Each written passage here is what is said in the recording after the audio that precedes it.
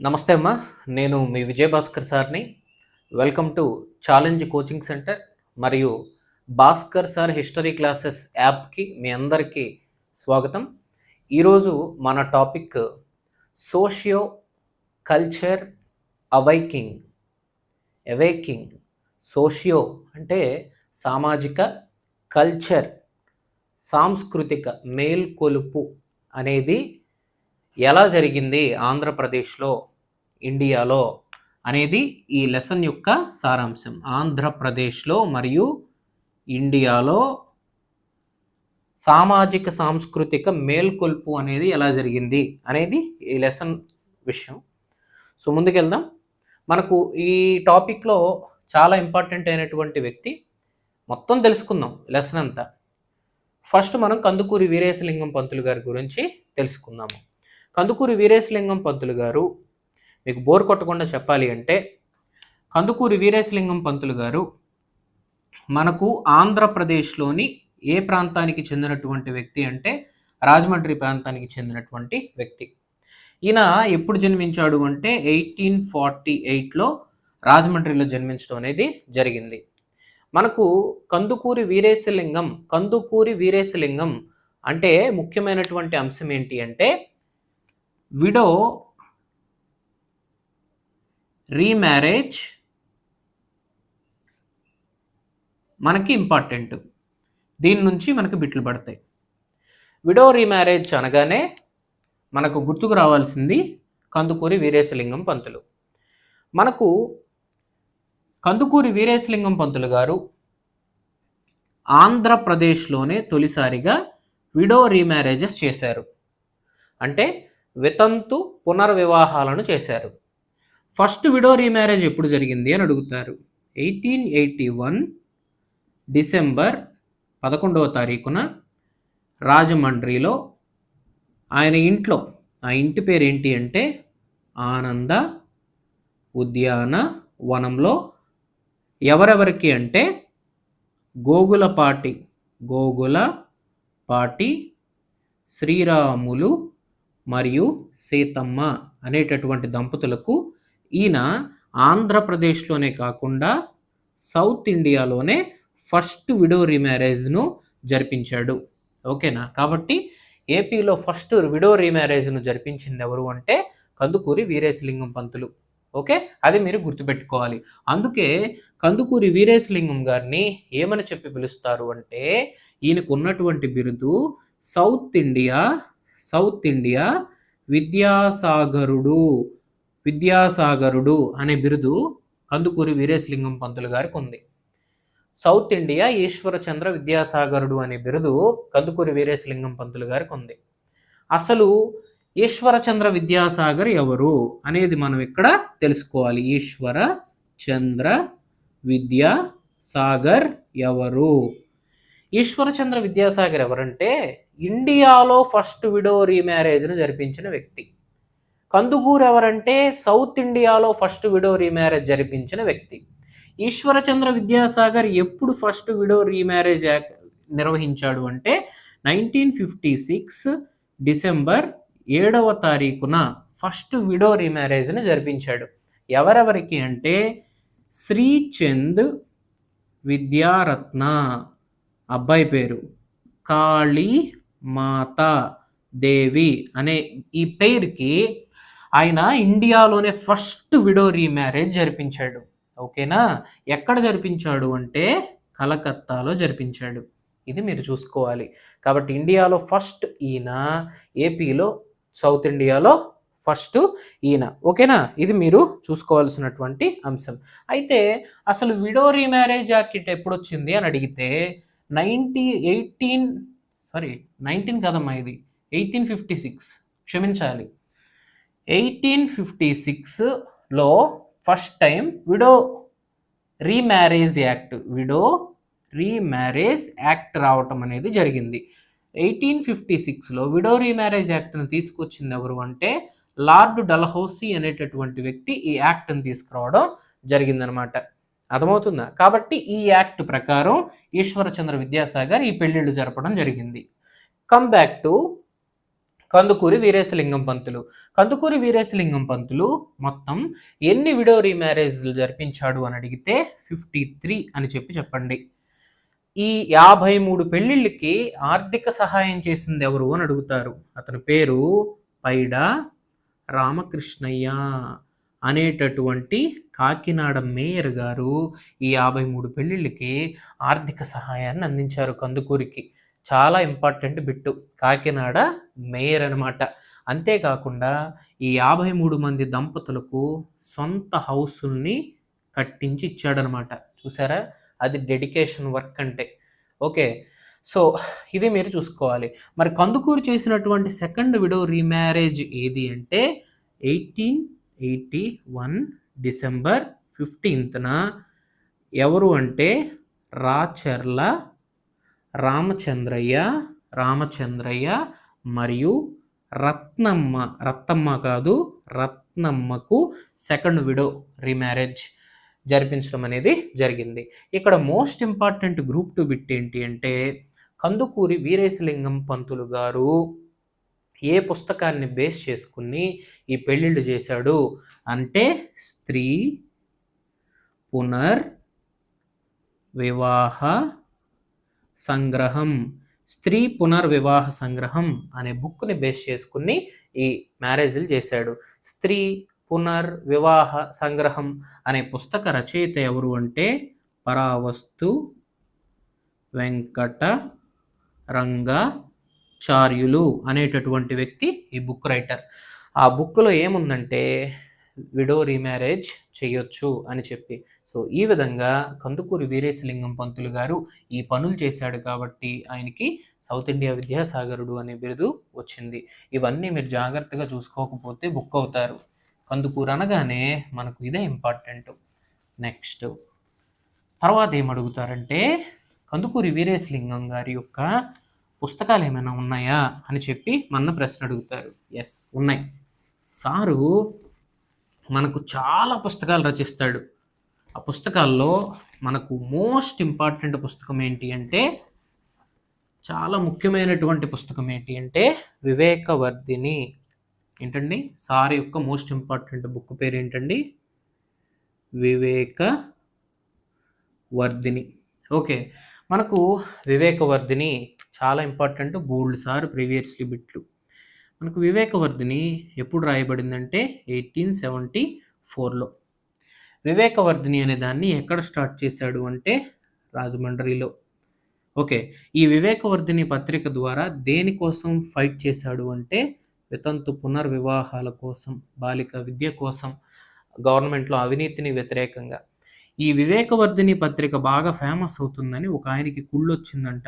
ఆ కుళ్ళొచ్చిన వ్యక్తి పేరు కొక్కొండ వెంకట రత్నం అనే ఆయనకి కుళ్ళొచ్చి ఆయన వీరేశలింగం పంతులు గారిని విమర్శిస్తూ ఇంకో పత్రిక పెట్టాడంట. ఆ పత్రిక పేరు ఆంధ్ర భాష సంజీవని. కొక్కొండ వెంకటరత్నం పత్రిక ఆంధ్ర భాష సంజీవని. ఈ పత్రికలో వీరేశలింగం పంతులు గారిని వీరిగాడు అనే పాత్రతో వెక్కిరించాడంట. DSC previously bit. ఓకేనా. ఈ కొక్కొండ వెంకటరత్నానికి వ్యతిరేకంగా వీరేశలింగం గారు హాస్య సంజీవని, ఏంటిదది? హాస్య సంజీవని అనే పత్రికను పెట్టి ఇతన్ని నత్తి పాత్ర కొక్కొండ అనే నత్తి పాత్ర ద్వారా కొక్కొండ వెంకటరత్నం గారిని విమర్శించాడంట. ఓకే, కొక్కొండ వెంకటరత్నం మామూలు వ్యక్తి కాదు. అతనికి మహామహోపాధ్యాయ అనే బిరుదు ఉంది. కొక్కొండ వెంకటరత్నం ఛందస్సులో వెండి అనే ఛందస్సును కనిపెట్టాడు. ఇద్దరు గొప్ప వ్యక్తులే, కానీ ఒకళ్ళంటే ఒకళ్ళకి పళ్ళ. కాబట్టి ఆయన ఆ పత్రిక పెడితే ఈయన ఈ పత్రిక పెట్టాడు. ఓకేనా. సో ఇది వివేకవర్ధినికి సంబంధించి. అలాగే కందుకూరి వీరేశలింగం పంతులు గారు ఇంకేమైనా బుక్స్ రాశాడా అని మనం ఆలోచించినట్లయితే ఎస్. ఒకటి రాజశేఖర చరిత్ర, చాలా ఇంపార్టెంట్. ఏ చరిత్రమ్మా? రాజశేఖర చరిత్ర. మనకు రాజశేఖర చరిత్ర బోల్డ్ సార్లు గ్రూప్ 2లో అడిగారు. తెలుగులో తొలి నవల ఏది అని అడిగితే డౌట్ లేకుండా పెట్టేయండి. రాజశేఖర చరిత్ర రచయిత కందుకూరి వీరేశలింగం. ఓకే. ఈ రాజశేఖర చరిత్రను కందుకూరి వీరేశలింగం పంతులు గారు ఒక బుక్‌ను చూసి కాపీ కొట్టాడు. ఆ బుక్ పేరు 'weaker of the Wake field' అనే బుక్‌ను చూసి కాపీ కొట్టాడు.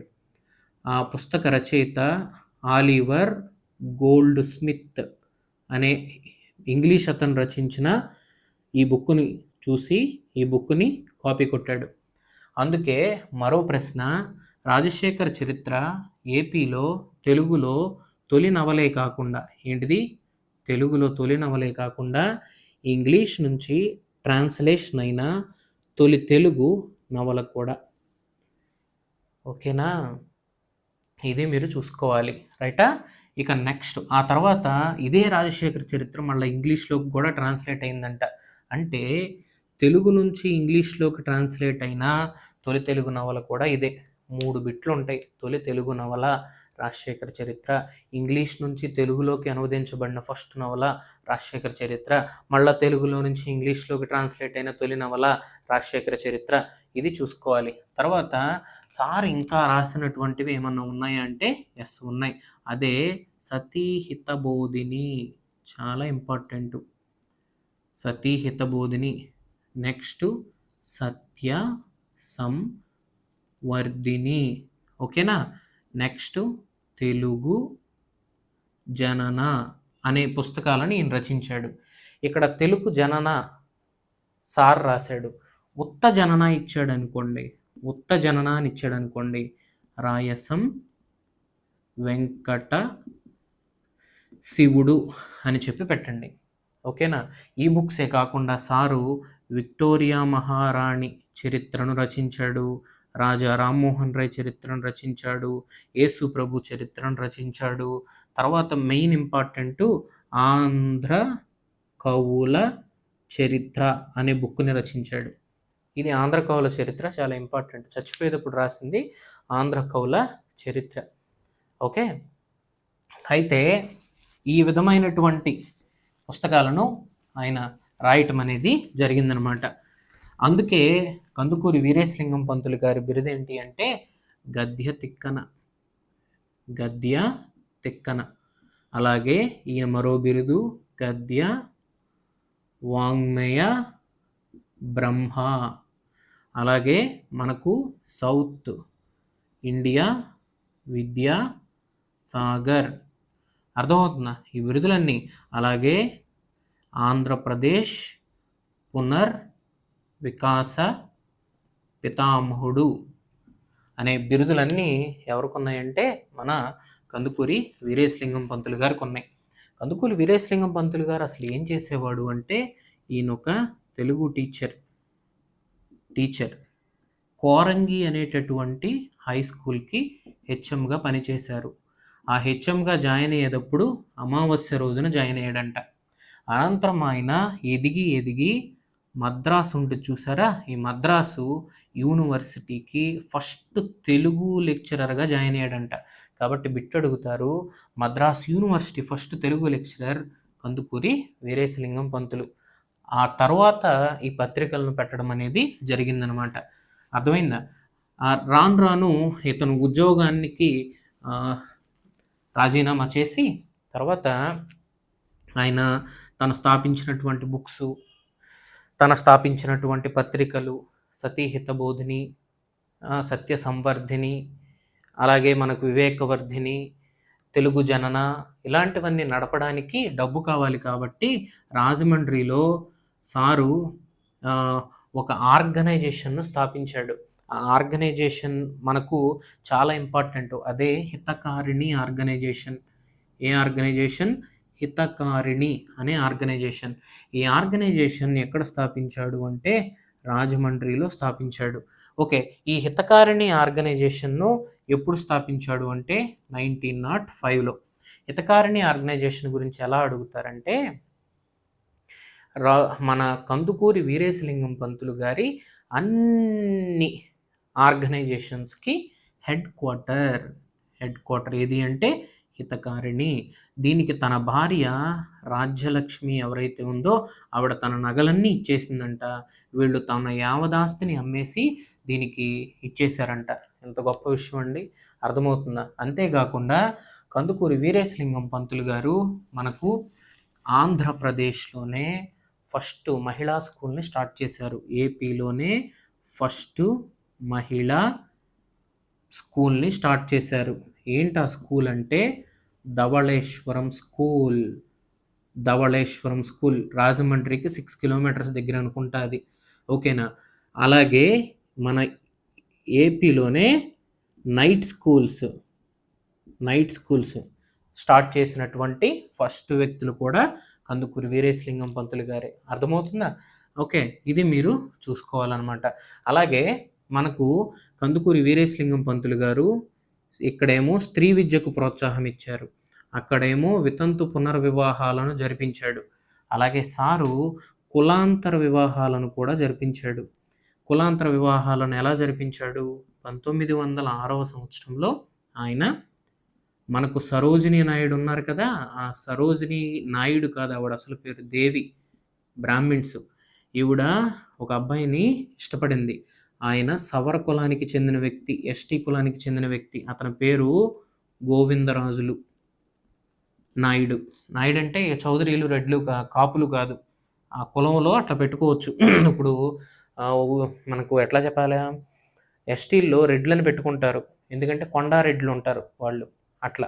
కాబట్టి గోవిందరాజుల నాయుడిని ప్రేమిస్తే సరోజిని నాయుడు శాసనోల్లంఘనోద్యమ రాణి సార్ దగ్గరికి వస్తే వీళ్ళిద్దరికి పెళ్లి చేశాడు. అంటే వేటిని కూడా ప్రోత్సహించాడు, కులాంతర వివాహాలను కూడా ప్రోత్సహించాడు. అప్పటి నుంచి సరోజిని నాయుడు అయింది, గోవిందరాజుల నాయుడు పేరు పెట్టుకుని, ఓకేనా?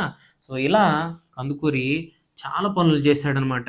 ఓకే, సో కందుకూరిని మీరు ఇవన్నీ కూడా గుర్తుపెట్టుకోవాలి.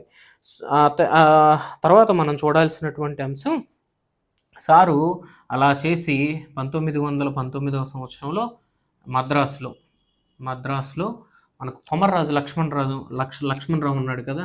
ఎవరు? కొమర్రాజు లక్ష్మణరావు. ఆ కొమర్రాజు లక్ష్మణరావు ఇంటి పేరు వేద నివాసం. ఆ వేద నివాసం అనేటటువంటి ఇంట్లో సారు మరణించడం అనేది జరిగింది. అప్పుడు ఈయన రాసినటువంటి పుస్తకం ఆంధ్ర కవుల చరిత్ర అనే బుక్ రాసి మరణించడం జరిగింది. ఇది సార్ యొక్క చరిత్ర 1848 దగ్గర నుంచి 1919 వరకు. సో ఇది కందుకూరి వీరేశలింగం ఏ సమాజానికి చెందినటువంటి వ్యక్తి అంటే బ్రహ్మ సమాజానికి చెందినటువంటి వ్యక్తి, ఓకేనా? తర్వాత ఇక్కడ ఒక చిన్న పాయింట్ మర్చిపోయా, ఏంటంటే మనకు ఏంటా పాయింట్, మనకు హర్షవర్ధనుడు అనే రాజు గుర్తున్నాడా మీకు? పుష్యభూతి వంశంలో. మన కోచింగ్ సెంటర్కి వస్తే మీకు వివరంగా నేర్పిస్తా. మనకు హర్షవర్ధనుడు పుష్యభూతి వంశపు రాజు. అతను 3 పుస్తకాలు రచిస్తాడు.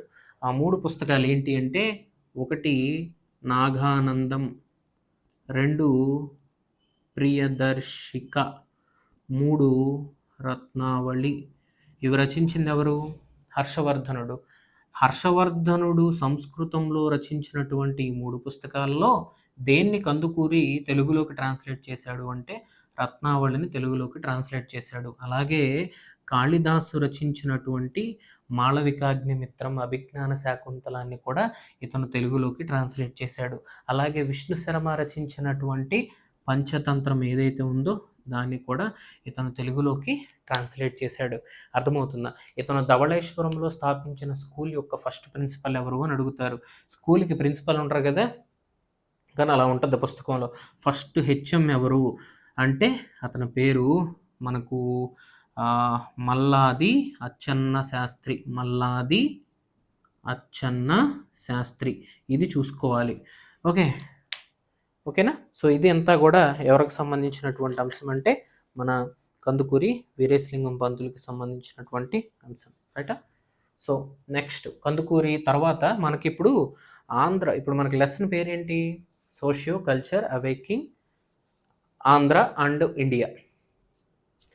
మనకి చాలా ఇంపార్టెంట్ లెసన్ ఇది. దాంట్లో మనం కందుకూరి వీరేశలింగం పంతులు గురించి ఎందుకు చెప్పుకున్నాము అంటే, ఆంధ్రప్రదేశ్‌లో సాంఘిక సాంస్కృతిక పునరుజ్జీవనానికి కారకుడే కందుకూరి వీరేశలింగం కాబట్టి, ఈ కందుకూరి వీరేశలింగాన్ని అలాగే మన మచిలీపట్నానికి చెందినటువంటి మన ఈయన పేరేంటి రఘుపతి వెంకటరత్నం నాయుడు గారిని, అలాగే దేశీరాజు గారిని, దేశీరాజు పెదబాపయ్య గారిని ముగ్గురిని కలిపి ఆంధ్ర బ్రహ్మ సమాజ త్రయం అంటారు.